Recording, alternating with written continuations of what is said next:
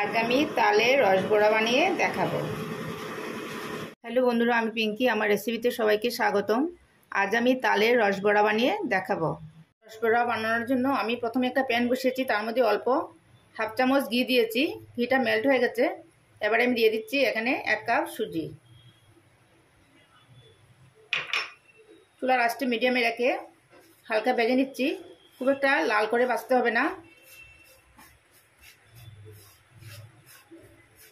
3-4 minute ভেজে নিলেই হবে।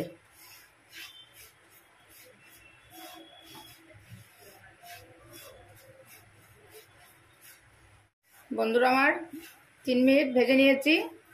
খুব একটা লাল করে ভাজতে হবে না, ঘি দিয়ে ভাজলে ফ্লেভারটা খুব ভালো আসবে।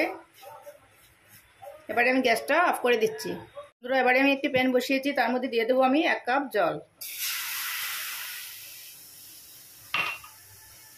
তার মধ্যে দিয়ে দেবো আমি 1 কাপ তালের পাল্প।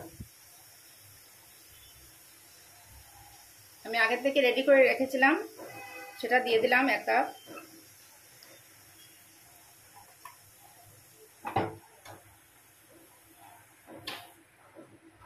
এবার এই জলের সঙ্গে তালের পাল্পটি ফুটিয়ে নেব,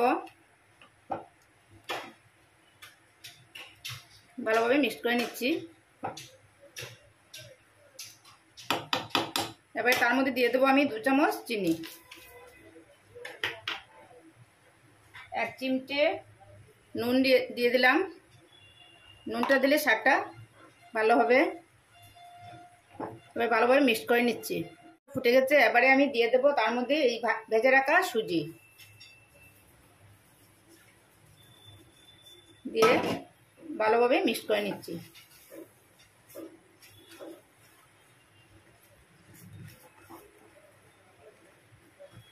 ভালোভাবে মিক্স করে নেব যাতে ডেলা বেঁধে না যায়। চুলার আঁচটি মিডিয়ামে রেখে আমি রান্না করছি।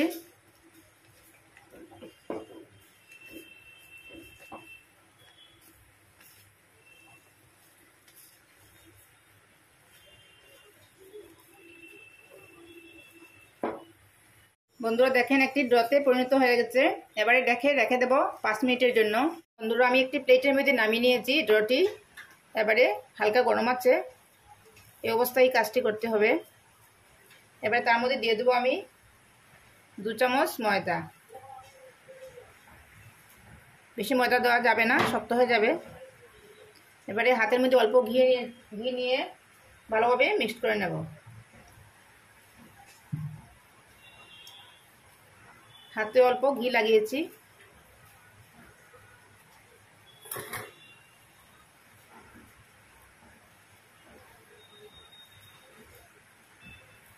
একটি সফট ড্র করে নিচ্ছি।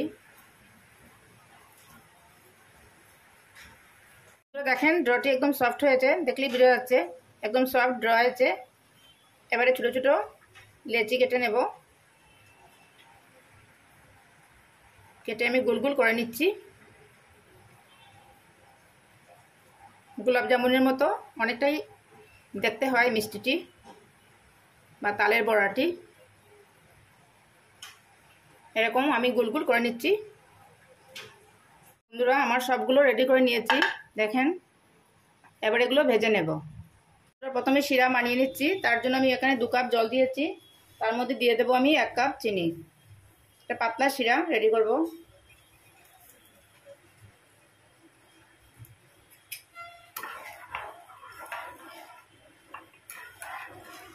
এবারে আমি জলটা ফুটে ওঠার অপেক্ষা করব।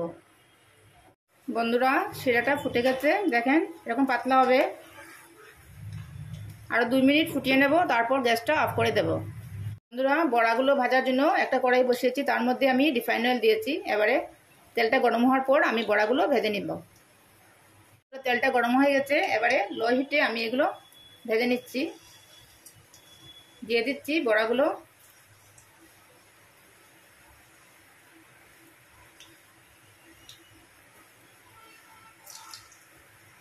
হাই হিটে কখনো ভাজবেন না।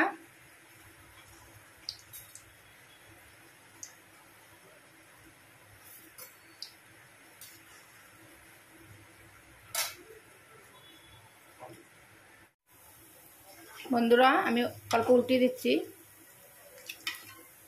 দেখেন ফুলে কতটুকু বড় হয়েছে। দু সাইড আমি উল্টে পাল্টে লাল লাল করে ভেজে নেব।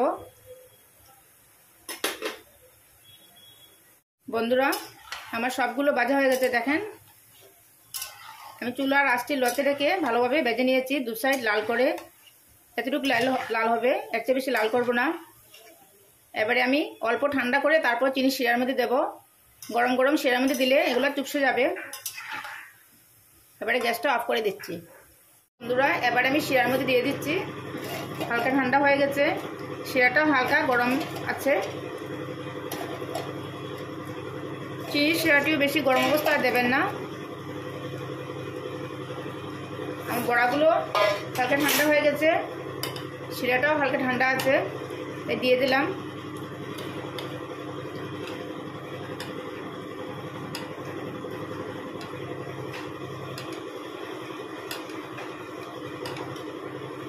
এবারে আমি 30 মিনিটের জন্য এই শিরার মধ্যে রেখে দেবো। 30 মিনিট পর আমি আসছি। আমি 30 মিনিট পর এই রসবড়াগুলো আমি সার্ভ করেছি একটা মাটির পাত্রের মধ্যে। শিরা থেকে উঠিয়ে নিয়েছি, দেখেন কতটুকু সফট হয়েছে, দেখলেই বোঝা যাচ্ছে কতটুকু সফট হয়েছে। এবারে আপনারা মানিয়ে নিতে পারবেন। আজকের রেসিপিটি কেমন লাগলো, ভালো লাগলে লাইক কমেন্ট শেয়ার করবেন, আমার চ্যানেলটিকে সাবস্ক্রাইব করবেন। একবার এভাবে মানিয়ে দেখবেন। আমি একটা কেটে দেখাচ্ছি কতটুকু সফট হয়েছে, দেখেন বন্ধুরা কতটুকু সফট হয়েছে, কতটুকু জুসি হয়েছে, ভীষণ রসালো হয়েছে।